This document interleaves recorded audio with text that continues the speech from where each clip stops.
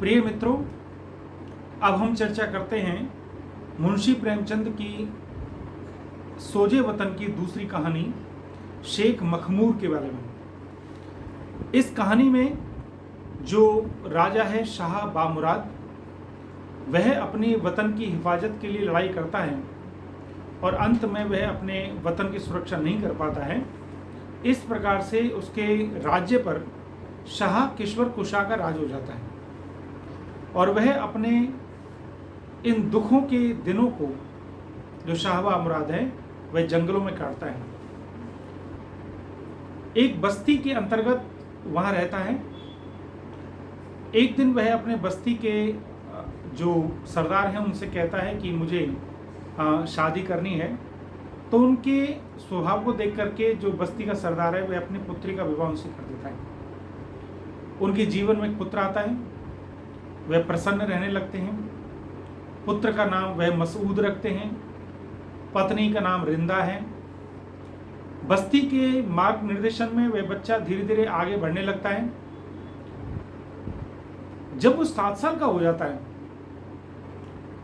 तो उसका स्वभाव बादशाहों जैसा दिखने लगता है। एक दिन उसके पिता जब भ्रमण करने के बाद आते हैं तो वो देखते हैं कि उसके बच्चे मसूद ने अपने सिर पर ताज रख रखा है।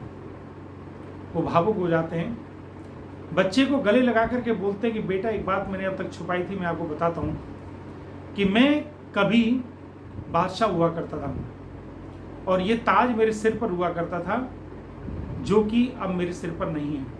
मैं चाहता हूँ तुम जब बड़े हो तो इस ताज को अपने सिर पर कमाओ। और रिंदा से वो कहते हैं कि ये बात मैंने तुमसे छुपाई थी कि मैं राजा हूँ और ये जो वसीयत है, जो ताज है, ये मैं अपने पुत्र को दे रहा हूँ और मैं चाहता हूँ कि बेटा इस वसीयत की सुरक्षा करे, इसको कमाए, राजा बने, और अगर वो इसकी सुरक्षा न कर पाए तो इसको अपनी अगली पीढ़ी को देता जाए। और यह कह करके जो शाह बामुराद हैं उनकी मृत्यु हो जाती है। अब क्या होता है कि शाह किश्वर जो कुशा हैं वो काफ़ी दिनों तक अपने राज्य में राज करते हैं और जब उनका बेटा आता है तो वो अपने पिता के द्वारा जो भी स्थापित किए मंत्री थे या जो भी व्यवस्था थी उन सबको भंग कर देता है और इस प्रकार से वहाँ पर बगावत शुरू हो जाती है। एक फौज इकट्ठी हो जाती है उस किश्वर कुशा दोयम को हटाने के लिए। उस फौज में जो मसूद है वो शामिल हो जाता है। मसूद को अपनी तलवार से बहुत प्यार है क्योंकि वो तलवार उसको उसके पिता ने दी थी। एक दिन शिकार के शौक में वह अपनी बस्ती से दूर चला जाता है। वहाँ पर उसको एक नवयुवती शेर अफगन मिलती है। शेर अफगन उससे कहती है कि तू हमारे इलाके में शिकार करता है, बता तुझे मैं क्या सजा दूं। इससे वो आग बबूला हो जाता है और कहता है कि ये बात अगर किसी पुरुष ने कही होती तो मैं बताता। इस प्रकार से दोनों में लड़ाई होती है और मसूद घायल हो जाता है।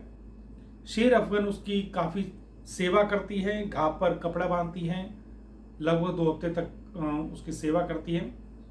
उसके बाद उसको राज दरबार में बुलाती है और कहती है कि मैं तेरी बहादुरी की तारीफ करती हूँ और मैं तुझे माफ़ करती हूँ और तू जा, लेकिन सजा के रूप में तेरी तलवार रखी जाएगी। वो अपनी तलवार को निकालता है, कहता है कि मैं जान दे दूंगा पर तलवार को नहीं दूंगा। इस प्रकार से फिर दोबारा से उनके सैनिकों के बीच में उसकी लड़ाई होती है, वो घायल हो जाता है। शेर अफगन उसकी बहादुरी की तारीफ करती है और बहुत अच्छी पंक्ति बोलती है। वो कहती है कि शेर के शिकारों में क्यों अपना वक्त खराब करता है, ये जो तेरा जौहर है, ये जो तेरी ताकत है, इसको किसी और काम के लिए लगा। और वहां पर शब्द है कि इस तलवार से तू मुल्क और कौम की खिदमत कर। इस प्रकार सरदार की जो फौज थी वह धीरे धीरे बढ़ने लग गई। मसूद पर पूरी जो टीम थी वो गर्व करने लग गई। अब जब कोई उन्नति की तरफ चढ़ता है तो दुश्मनी भी पैदा हो जाते हैं। एक दिन क्या होता है कि जो किश्वर गुशा दोयम है, वो युद्ध की तैयारी करता है, आक्रमण करता है, तो उनकी बस्ती का सरदार डर जाता है और वो सलाह देता है कि हम किले बंदी कर लेते हैं। लेकिन मसूद अपने तलवार को ललकार करके कहता है कि नहीं, क्या तुम भूल गए कि हम किस खानदान से हैं और हमारे लाखों लोगों ने पहले कुर्बानी दी है। वो अपने पिता का जिक्र करते हैं। इस बात से उनमें जोश आ जाता है और वो आक्रमण करते हैं और जीत भी जाते हैं। जब वो जीत करके वापस आता है तो शेख, जो अफ़गान लड़की है, वह उसके गले में माला डालती है और इसी बीच में जो उसके जो चापलूस होते हैं सरदार के, वो उनके कान भर देते हैं कि ज़रूर मसूद दुश्मनों से गले मिल गया है। और इसलिए जब वो अपने विजय की सूचना सरदार को देने जाता है या बधाई देने जाता है, तो सरदार उससे खुश होने के बजाय ये कहता है कि तुम अपनी तलवार को मेरे सामने रख दो। अब आपने पहले ही पढ़ ही चुका है कि उसे अपने तलवार से बहुत प्यार था, लेकिन समय को भांप करके कि ये ज़बरदस्ती के मेरे से न छीन लें या दल में कोई फूट ना पड़ जाए, इसलिए वो अपनी तलवार को चुपचाप वहाँ रख करके गुफा में वास करने लगता है और संकल्प लेता है कि मैं अपने ऊपर लगे इस दाग को धोऊंगा और आगे फिर से निकल कर आऊँगा। वह फ़कीर का भेष बनाता है और अपना जो नाम है वो शेख मखमूर रखता है। इस कहानी का नाम शेख मखमूरी है और वो फ़कीर के वेश में दुश्मनों की टीम में जा करके वहाँ की बातों को लेता है। और एक समय ऐसा आता है कि उसका सरदार 2-3 बार फंस जाता है, तो उसका जो बनाया हुआ दल होता है शेख मखमूर का, जो उसके अपने विश्वास पात्र लोग होते हैं, उन्हीं की वजह से वो बच पाता है और उसके कारण जो सरदार है वो उसके सामने नतमस्तक हो जाता है और उसके चरणों की धूल को अपने माथे से लगाता है। किश्वर कुशा दोयम को समाचार मिलते हैं कि उनकी टीम के मीर शुजा की हार हो गई है। वो गुस्से में आ जाते हैं और अपनी सेना को उद्बोधित करते हुए कहते कि क्या तुम में से कोई ऐसा व्यक्ति नहीं है जो उसका दुश्मन का गर्दन को काट करके हमारे सामने ला सके। तो उसमें से उनके एक बड़े बुजुर्ग सेनापति थे जो पहले रह चुके थे सेना में, अमीर पुरतदवीर।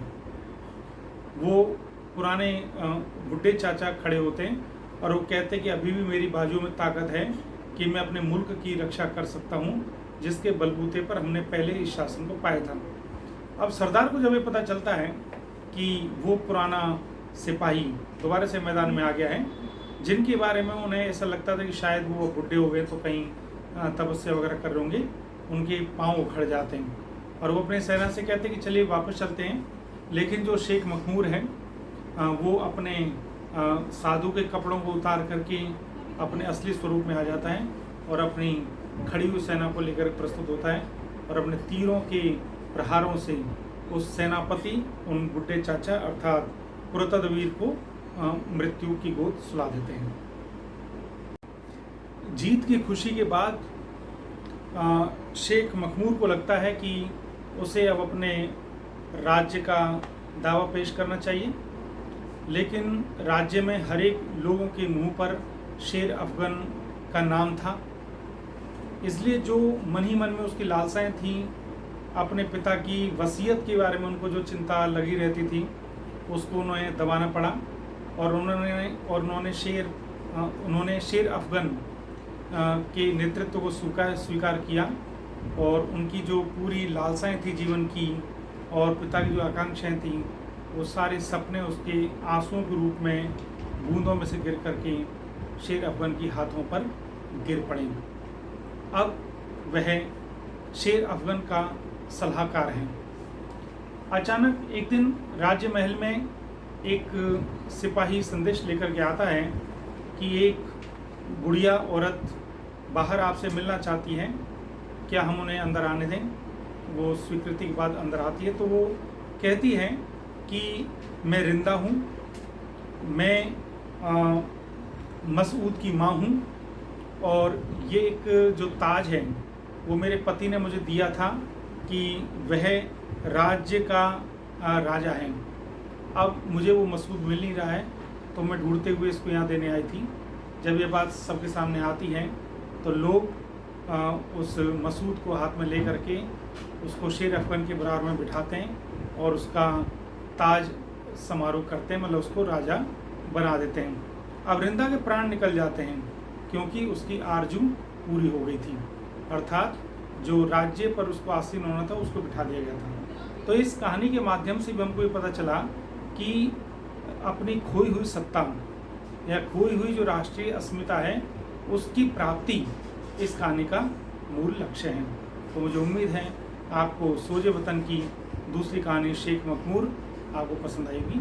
धन्यवाद।